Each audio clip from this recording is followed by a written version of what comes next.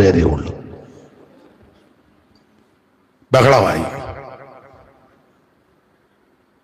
9 പേരേ ഉള്ളൂ. ഒരുത്തൻ എന്തിയേ? എല്ലാരും ചോദിക്കേണ്ട ഒരുത്തൻ എന്തിയേ? അപ്പൊ എന്താ സംഭവിച്ചത്? എണ്ണുന്നവൻ അവനെ എണ്ണുന്നില്ല. അവൻ 1, 2, 3, 4, 5, 6, 7, 8, 9 ഒരുത്തൻ. നമ്മൾ 10 പേരല്ലേ പോന്നേ? 10 പേർക്കാണല്ലോ ഹോട്ടലിൽ ഭക്ഷണം. കാശ് ഞാൻ കൊടുത്തതാ. ഒരുത്തൻ എന്ത് ചെയ്യും? അപ്പൊ പറഞ്ഞു നിനക്ക് എണ്ണാൻ അറിയാമല്ലോ, മാറി നിൽക്കടാ ബേബി. ഇവനും വന്നണ്ടേ? എണ്ണുന്നവനൊന്ന് 1 ആദ്യം അവനെ എണ്ണണ്ടേ? അങ്ങനല്ലേ എണ്ണുന്നേ? 1, 2 അങ്ങനെ. ഇവൻ അതെണ്ണുന്നില്ല. 1, 2, 3, 4. ആദ്യം നീ നിന്നെ എണ്ണണം. നമ്മളെല്ലാം മറ്റുള്ളവരെ എണ്ണാനിരിക്കുക. 200 പേജിന്റെ ബുക്കുമായിട്ട് വന്നിരിക്കുക, എണ്ണി തിട്ടപ്പെടുത്തുക. ഇനി ആരിലും ഉണ്ടോന്ന്? ആദ്യം നിന്റെ പേരെണ്ണണ്ടേ? പണ്ട് ഞങ്ങളുടെ തുരുത്തുമാലി ഉമ്മൻ സാറ് പറയുമായിരുന്നു, കുഞ്ഞുമോൻ ആർക്കെങ്കിലും പൈസ കടം കൊടുത്തിട്ടുണ്ടോ? ഞാൻ കൊടുത്തിട്ടുണ്ട്. എന്നാൽ ശത്രുക്കൾ എന്ന് എഴുതിയേച്ച് ആദ്യം അവന്റെ പേരെഴുതണം. ശത്രു അടി വരയിട്ടേച്ച് 1 ലൂയിസ് കുട്ടി വാക്കയില്. ആർക്കെങ്കിലും കടം കൊടുത്തിട്ടുണ്ടെങ്കിൽ അവനായിരിക്കും ഏറ്റവും വലിയ. ഞാൻ ശത്രുക്കൾ ഉണ്ടെങ്കിൽ അവരുടെ ലിസ്റ്റിൽ എഴുതിയിട്ടേക്കണം, കാശ് കൊടുത്തു തരാം ഞാൻ ലൂയിസ് കുട്ടി. നമ്പർ 1 ലൂയിസ് കുട്ടി വാക്കയിൽ. കാരണം അവൻ 500 രൂപ ഇന്നാള്. അവനായിരിക്കും ഏറ്റവും വലിയ ശത്രു. മനസ്സിലാകാഴിയാണോ അതോ നിങ്ങളിപ്പോ പാസ് വന്നപ്പോഴേ ഞങ്ങൾക്ക് ഇതെല്ലാം മനസ്സിലായതാ? പിന്നെ ആദ്യം നമ്മളെ എണ്ണണ്ടേ? ആദ്യം എണ്ണിയവരിൽ ഒറ്റ ഒരുത്തന് ഒടുക്ക എണ്ണിയപ്പം അതാ സംഖ്യാപുസ്തകം. പക്ഷേ ഞാനും നിങ്ങളും കൈവിടപ്പെട്ടു പോകരുത്. ഇവിടെ ഒന്നും നേടാൻ ഒത്തില്ലെങ്കിലും നമ്മൾ അങ്ങ് ചെല്ലണം. ഇങ്ങനെയുള്ള ഈ സംഖ്യാപുസ്തകത്തിൽ ഇസ്രായേലിന്റെ ചരിത്രത്തോടുള്ള ബന്ധത്തിൽ 22, 23, 24 അധ്യായങ്ങളിൽ ഇസ്രായേല് യാത്ര ചെയ്ത് മരുഭൂമിയിൽ കൂടി പ്രയാണം ചെയ്ത് വന്ന് മോവാബ് സമഭൂമിയിൽ വന്ന് പാളയമടിച്ച് കിടക്കുക. മോവാബ് സമഭൂമി. മറ്റു ചരിത്രത്തിലോട്ടൊന്നും ഞാൻ പോകുന്നില്ല, സമയത്തെയും കൂടെ ഭയപ്പെടുന്നത് കൊണ്ടാണ്. എനിക്ക് ഈ വിഷയങ്ങളൊക്കെ നന്നായിട്ട് സമയമെടുത്ത് വിസ്തരിച്ച് പ്രസംഗിക്കുന്നത് ഇഷ്ടമുള്ള കൂട്ടത്തിലുമാണ്. പിന്നെ കേൾക്കാൻ ചിലര് താല്പര്യമുണ്ടെങ്കിൽ കുറച്ചുകൂടെ സന്തോഷമാണ്. നിങ്ങളിൽ ചിലർക്ക് താല്പര്യം ഉണ്ടെന്നുള്ള കാര്യം എനിക്ക് മുഖഭാവം കാണുമ്പോൾ മനസ്സിലാകുന്നുമുണ്ട്. എന്നാൽ ഇന്ന് എല്ലാം കൂടെ ഒന്ന് കണക്കിലെടുക്കണമല്ലോ. ചൂട്. എനിക്ക് തിരുവനന്തപുരത്തിനപ്പുറം കൺവെൻഷന് പോകണം. നിങ്ങളും നേരത്തെ ഇവിടെ വന്നു. അപ്പൊ ഇതെല്ലാം കൂടെ കണക്കിലെടുത്താ ദൈവം അനുവദിക്കുകയാണെ നമുക്ക് ഒന്നുകൂടെ വരാം. അപ്പൊ ശ്രദ്ധിക്കുക, ഇവര് മോവാബ് സമഭൂമിയിൽ വന്ന് ഇസ്രായേൽ പാളയം പഠിച്ചു. ഇസ്രായേലിന്റെ പാളയം പഠിക്കുമ്പോൾ 4 പാളയമാണ്. യഹൂദ പാളയം, രൂബേന്യ പാളയം, എബ്രയീമ്യ പാളയം, ദാൻ പാളയം. 4 പാളയം. ഒരു പാളയത്തിൽ 3 ഗോത്രം വെച്ച് 3 12. ഓരോ പാളയത്തിനും ഓരോ കൊടി, ഓരോ കൊടിക്ക് ഓരോ എമ്പളം. അപ്പൊ എവിടെ മേഘം പൊങ്ങുമ്പോൾ കൂടാരത്തിന്റെ കുറ്റി കുരിക്കണം എന്ന് പറഞ്ഞാൽ നോട്ടമെല്ലാം മേഘത്തേലായിരിക്കണം. കീപ്പോട്ട് നോക്കരുത്, മേപ്പോട്ട് നോക്കണം. അതാ ആത്മീക പാഠം. കീപ്പോട്ട് നോക്കരുത്. അയ്യോ ഞാൻ നട്ട വരിക്കപ്പളാവാ, ഇതായിരുന്നല്ലോ അതിരുകല്ല്, ആരടി ഇത് മാറ്റി ഇങ്ങോട്ട് തള്ളേ ജാകാറായി, നീ അതിരെ നോക്കാതെ മേപ്പോട്ട് നോക്ക.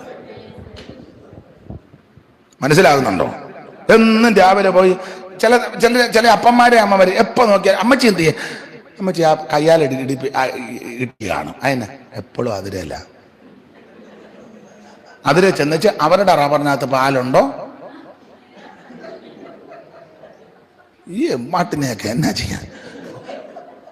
നീ മേപ്പോട്ട് നോക്ക്. സ്തോത്രം.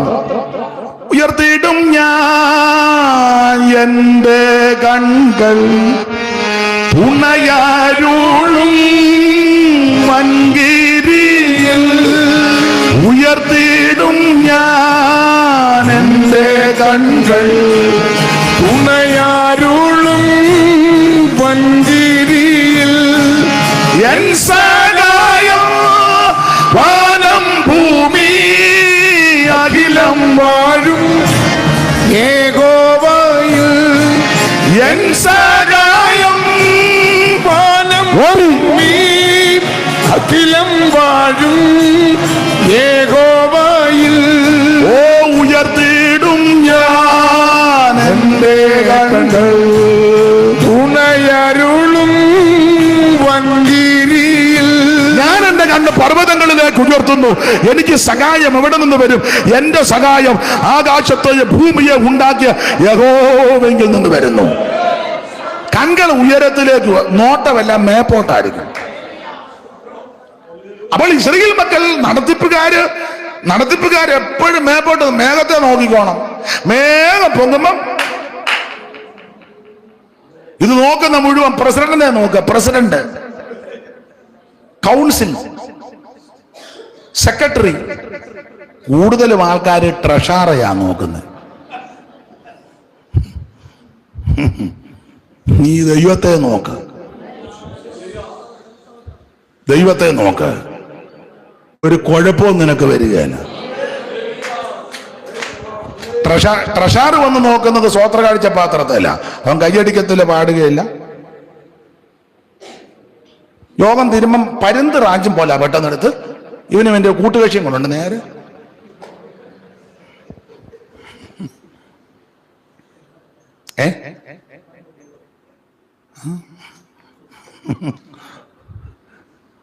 കൺകള് ദൈവത്തേലേക്ക്. അപ്പൊ നടത്തിപ്പുകാരൻ എപ്പോഴും മേഘത്തെ നോക്കിക്കോണം. മേഘം പൊങ്ങുമ്പോ കൂടാരത്തിന്റെ കുറ്റി ഊരിക്കോണം. യാത്ര ചെയ്യുമ്പോൾ മേഘത്തെ നോക്കണം. മേഘം എവിടെ താടുന്നെന്ന് കണ്ട അമ്മേരം കുറ്റി താത്തോണം. ഇതാ ഇതിന്റെ ഓർഡർ. അങ്ങനെ പോയാൽ ഒരനർത്ഥവും നിനക്ക് ഭവിക്കത്തില്ല. എങ്ങനെ?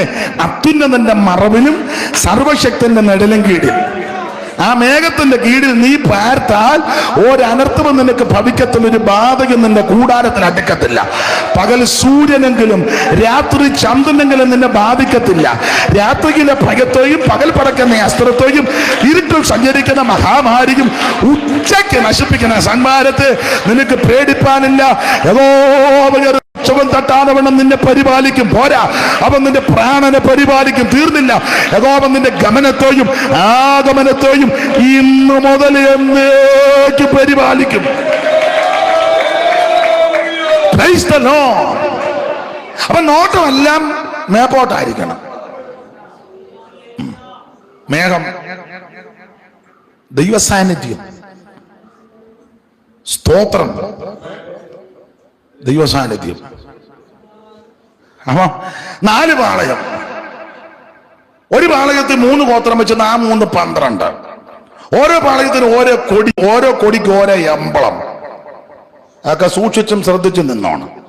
അല്ല പെന്തിക്കോസാന്നും പറഞ്ഞ് ഉമ്മ പോതക്കേടൊന്നും കാണിക്കരുത്. എപ്പോഴും എൻ്റെ പാളയം ഏതാണ്, ഞങ്ങളുടെ കൊടി ഏതാണ് ഒക്കെ ശ്രദ്ധിച്ചോണം. പോതക്കേടൊന്നും കാണിക്കരുത്. നിങ്ങളൊരു വാക്യം വായിച്ച സംഖ്യാപുസ്തകം 1-ാം അധ്യായത്തിന്റെ 52 വായിച്ചേ സഹോദരി. പാളയത്തിന്റെ ഓണർ.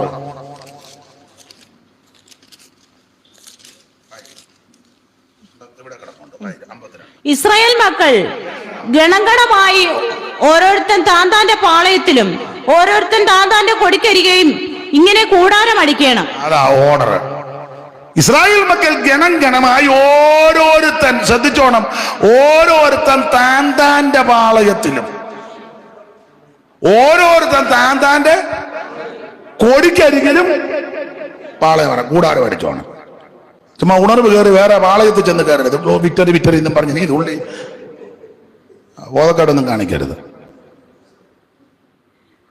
മനസ്സിലാകുന്നുണ്ടോ? ആത്മാവ് അങ്ങോട്ട് വരുമ്പോ പാടില്ല. ഈ ആത്മസ്നാനം പ്രാപിക്കുന്ന ദിവസം ചിലപ്പം നമുക്ക് ആ ദൈവശക്തി നിറഞ്ഞ് ചിലപ്പം ഒരു നിയന്ത്രണ നിയന്ത്രണാതീതമായി ചിലപ്പോൾ സംഭവിച്ചെന്ന് വരാം. എന്ന് നീ ഇങ്ങനെ തുള്ളി അങ്ങോട്ടും ഇങ്ങോട്ടും ഓടുക എന്നല്ലോ കുഴപ്പടിയാ. മാന്യ സഹോദരിമാർക്കറിയാം, തലയിലിടുന്ന മൂടുപടം നീങ്ങി അറിയത്തില്ലേ, അന്നേരം വലിച്ചിടുവല്ലോ. ഇത് മൂടുപടവും പോയി ലോകം കഴിയുമ്പോ തപ്പി എന്റെ ഷാൾ എവിടെയാണ്.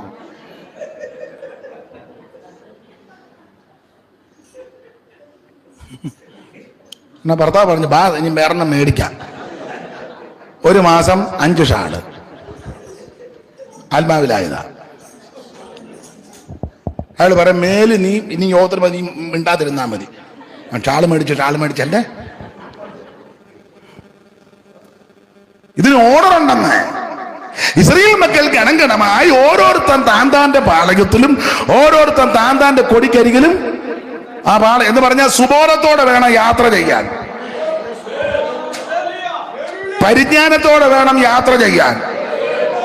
പാളയത്തിൽ വരുമ്പോഴും പാളയത്തിൽ നിന്ന് മാറി നിൽക്കുമ്പോഴും പാളയത്തിൽ കയറുമ്പോഴും യാത്ര ചെയ്യുമ്പോഴും സകല പ്രയാണത്തിലും പരിജ്ഞാനത്തോടെ സുബോധത്തോടെ വേണം. വേണ്ടേ? കസേരയിലിരിക്കുമ്പോ കസേര ഒന്ന് നോക്കണം, കസേര വൃത്തിയാണോ, അഴുക്കുണ്ടെങ്കിൽ ഒരു പേപ്പറോ തത്തുല്യമായ സാധനം എടുത്തൊന്ന് തുടച്ചേക്കണം. വരുമ്പോ നോക്കണം, ബൈബിൾ ഉണ്ടോ, പാട്ടുപുസ്തകം ഉണ്ടോ, പേന ഉണ്ടോ, ബൈബിള് തന്നെ ആന്നോ, കനമുള്ള പുസ്തകം എടുത്തോണ്ട്. ഒരാള് പുസ്തകം തുറന്നപ്പോ സിയോൻ കിതാബിന്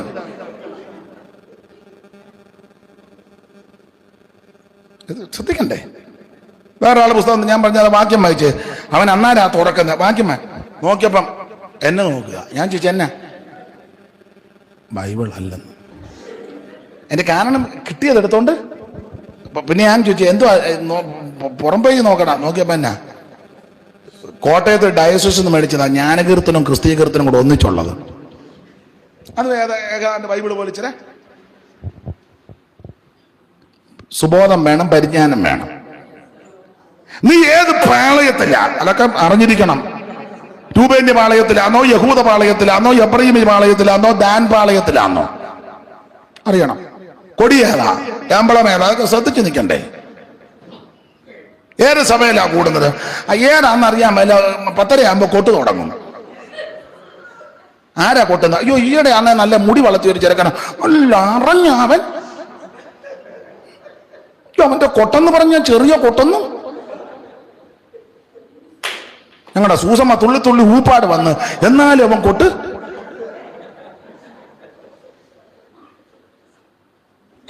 നിങ്ങളുടെ പാസ്റ്ററുടെ പേരെന്നാ? പാസ്റ്ററുടെ പേര് വെളുത്തിട്ട് ഇച്ചിരി നെടുപ്പുണ്ട് കേട്ടോ, അതാണ് പാസ്റ്ററുടെ പേര്. ഈ സഭയെ വരുമ്പോ അതൊക്കെ അറിഞ്ഞിരിക്കണ്ടേ. എവിടാ നിങ്ങളുടെ സഭ? ഞങ്ങളുടെ സഭ എനിക്കൊന്നും അറിയാൻ മേല. എന്നെ ഞാൻ ഓട്ടോയിൽ കൊണ്ട് അങ്ങോട്ട് ഇറക്കും. ഞാൻ എവിടെ ഇരുന്നേച്ച് കഞ്ഞിയും കുടിച്ചേച്ച് നീ എന്തിനിങ്ങനെ അരിച്ചാക്ക് വന്നിരിക്കും പോലെ ഇരിക്കുന്നു? ഇതൊക്കെ അറിയണ്ടേ. ഇവിടുത്തെ ശുശ്രൂഷകനാരാ, ഈ സഭ ഏതാ, എങ്ങനെ അതിന്റെ ക്രമീകരണം, ഇതെല്ലാം അറിഞ്ഞിരിക്കണം. ആരെങ്കിലും ചോദിച്ചാലും എന്റെ മമ്മ എനിക്ക് വല്ല ജാതി ഒന്നും ആരെയും കൊണ്ടുപോകുകയല്ല. അതൊക്കെ പോകേണ്ട വഴി കൂടെ വല്ല ജാതി കൊണ്ടുവന്ന മാർഗമാണോ ഇത്? ഇതിന് ഒരു ഓർഡർ വെച്ചിട്ടുണ്ട്. ഇതൊക്കെ ഇങ്ങനെ പറഞ്ഞാൽ ഞാൻ ഇങ്ങനെ തന്നെ അങ്ങ് നിൽക്കും. ഇസ്രായേൽ മക്കൾ ഗണഗണമായി ഓരോരുത്തൻ താന്താന്റെ പാളയത്തിലും ഓരോരുത്തൻ താന്താന്റെ കൊടിക്കരികിലും കൂടാരം അടിക്കണം. ആരാധനയ്ക്ക് വരുമ്പോൾ അതിന്റെ ക്രമീകരണമുണ്ട്. 10 മണിക്ക് യോഗമാണെന്ന് പറഞ്ഞാൽ 10 മണിക്ക് എത്തണം. എത്താൻ ഒക്കുന്നില്ലെങ്കിൽ പാസ്റ്ററെ ചുമതലപ്പെട്ടതെ വിളിച്ചു വേണം, ഞാൻ 10:30 വരുവുള്ളൂ. അല്ലാതെ ഓതുമ്പോ ഇങ്ങോട്ട് വന്ന് ചോദുമ്പം 10:30 പമ്മി കുറുക്കം വൈകിട്ട് ഇറങ്ങും പോലെ ഇടയ്ക്കിടയ്ക്ക് 3 ഒന്നുമല്ല സഭ. അതല്ല സഭ. ഓർഡർ ഉണ്ടെന്ന്. വെട്ടിക്കിളിക്ക് രാജാവില്ലെങ്കിലും അത് ഒരു ക്രമീകരണമുണ്ട്. തോന്നും വരുമ്പോ തോന്നും ഇറങ്ങിപ്പോവുക, തിരുമേശ കൊണ്ടുവരുമ്പം ട്രാഫിക് പോലീസിനെ പോലിരിക്കുക.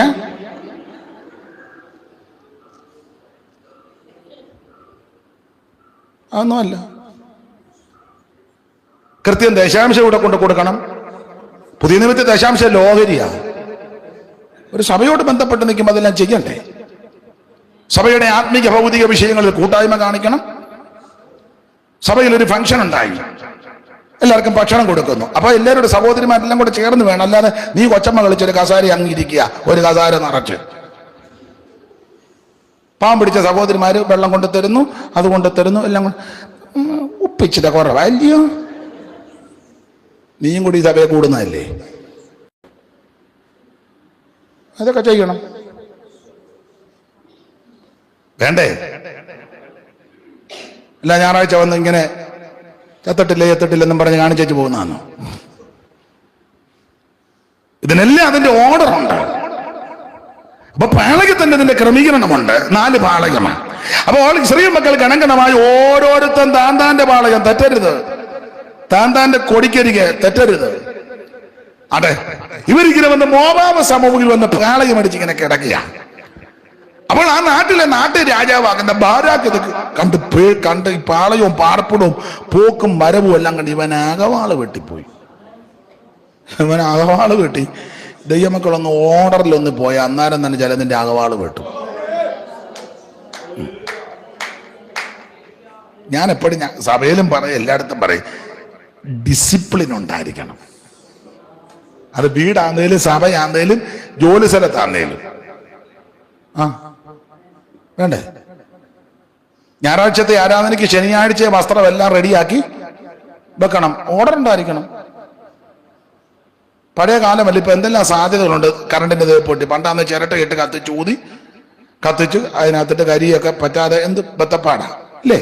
ഇപ്പൊ അതില്ല, അങ്ങോട്ട് കുത്തുക, 2 സെക്കൻഡ് കഴിയുമ്പോൾ ചൂട് കൂട്ടുകയും ചെയ്യാം കുറയ്ക്കുകയും ചെയ്യാം. പണ്ട് ഇതൊന്നും നടക്കില്ല, ഊതി കത്തിച്ച് അതിന്റെ പരുവത്തിന് വാഴയിലിട്ട് അതിന് പിടിച്ച് നോക്കിയിട്ടൊക്കെയാ. എന്തെല്ലാം സാധ്യത. അപ്പൊ എല്ലാം ഓർഡർ ആയിരിക്കണം. ശനിയാഴ്ച ജിബായി മുണ്ട് വന്നേ, അതെ, പാന്റ് ഷർട്ട് വന്നേ, അതെ, അതിനോട് വേണ്ട സാധനങ്ങള്. ബൈബിൾ ഏതായാലും നീ വായിക്കുകയല്ല, അതുകൂടെ എടുത്ത് അങ്ങോട്ട് വെച്ചേക്കണം. ഞായറാഴ്ച 9:45 എന്ത് അടി എന്റെ ബൈബിള്? ഞായറാഴ്ച 9:45 10 മണിക്ക് യോഗത്തിന് പോകണ്ടതാ. എന്നാ തള്ള, നിങ്ങൾ കഴിഞ്ഞ ആഴ്ച എവിടാ കൊണ്ട് വെച്ചേ? അപ്പൊ ഓർത്തോണം, ഒരാഴ്ചയായിട്ട് ഈ പൊന്നുമോൻ ഇത് കണ്ടിട്ട് പോലും നിങ്ങൾ കഴിഞ്ഞ ആഴ്ച എവിടാ കൊണ്ടുവച്ചത്? കഴിഞ്ഞ ആഴ്ച ഞാൻ ഈ ടീപ്പോഡ് അടിയില്ല. എന്നാ അവൻ എടുത്ത് കാണും. ഉടനെ അവൻ, ഞാൻ ഇന്ന് വരെ തൊട്ടിട്ടില്ല, എന്നെ പറ്റി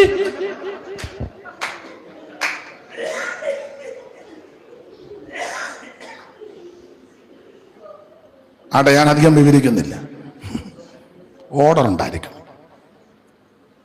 എല്ലാം അതിന്റെ ഓർഡറിൽ പോണം. അങ്ങനെ ഓർഡറിൽ പോയേ രക്ഷപ്പെടും. പെന്തിക്കോസ് വന്നിട്ട് ഇപ്പോഴും രക്ഷപ്പെടാതെ കിടക്കുന്ന എന്നെക്കൂടി യാതൊരു കുത്തടിഞ്ഞ പുസ്തകമാ, ചരട് പോലുമില്ല. ചരടുണ്ടായിരുന്ന നമുക്ക് ഇരുന്നിച്ചിര കുത്തിക്കെട്ടി ചരട് 50 പൈസക്ക് വിറ്റേച്ച് കപ്പലണ്ടി മിഠായി മേടിച്ചു.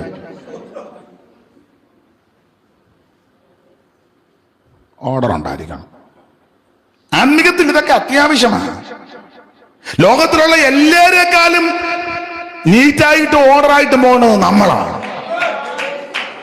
നമ്മളെ കണ്ടു വേണം അവര് പഠിക്കാൻ, വേണ്ടേ? അതെ, അതൊക്കെ എനിക്ക് ഒത്തിരി പറയുന്ന ഇഷ്ടമാണ്. ആ ഭാഗത്തേക്ക് പോകുന്നില്ല. ഇനിയൊന്ന് വരാം, ഇപ്പൊ തിരക്കായി പോയി. അപ്പോൾ ഇവര് വന്നിങ്ങനെ പ്രളയം അടിച്ചപ്പോൾ ബാരാക്ക് പേടിച്ചു പറയുന്ന പദം 22:1 മുതൽ വായിര്. സംഖ്യ 22:1 മുതൽ. ഇസ്രായേൽ മക്കൾ യാത്ര പുറപ്പെട്ട് എരിഹോവിന്റെ സമീപത്ത് യോർദാൻ അക്കരെ മോവാബ് സമഭൂമിയിൽ പാളയമിറങ്ങി. ഇസ്രായേൽ അമോര്യരോട് ചെയ്തതൊക്കെയും സിപ്പോരിന്റെ മകനായ ബാലാക്ക് അറിഞ്ഞു. ജനം വളരെ ആയിരുന്നത് കൊണ്ട് മോവാബ് ഏറ്റവും ഭയപ്പെട്ടു. ഇസ്രായേൽ മക്കളെ കുറിച്ച് മോവാബ് പരിഭ്രമിച്ചു. മോവാബ് മിദ്യാനി മൂപ്പന്മാരോട്, കാള വയലിലെ പുല്ല് നക്കിക്കളയുന്നത് പോലെ ഈ കൂട്ടം നമ്മുടെ ചുറ്റുമുള്ള എല്ലാവരെയും നക്കിക്കളയുമെന്ന് പറഞ്ഞു. എങ്ങനുണ്ട്? നാട്ടുരാജാവ് പേടിച്ചു. പേടിക്കാനുള്ളതിന്റെ ഒരു കാരണം ഇവർ അമോര്യരോട് ചെയ്തതല്ല ഇവരറിഞ്ഞു.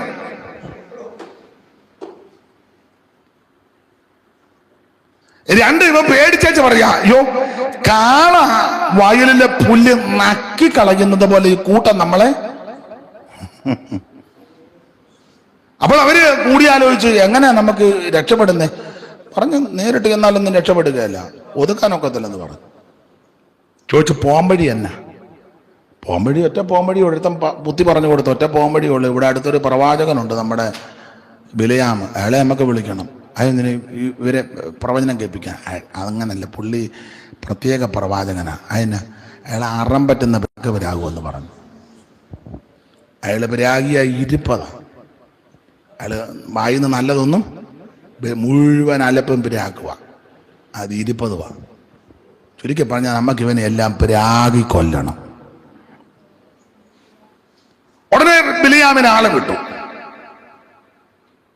മെസൊപ്പൊത്താമിയയിലെ പദോരിൽ നിന്ന് ബയോരിന്റെ മകനാകുന്ന ബിലയാമിനെ കൂലിക്ക് വരുത്തിയെന്ന്. അതെ, ബിലയാമിനോട് ചെന്ന് പറഞ്ഞു, രണ്ട് ഭൃത്യന്മാർ ചെന്ന് പറഞ്ഞു, രാജാവ് വിളിക്കുന്നു പ്രവചിക്കാൻ, ഒരു കൂട്ടം വന്ന് പരന്ന് കിടക്കുന്നു. ഉടനെ പ്രവാചകൻ പറഞ്ഞു, ഞാൻ ഡേറ്റ് കിട്ടിയ ഉടനെ പോകത്തില്ല, പ്രാർത്ഥിച്ചു നോക്കിയേച്ചേ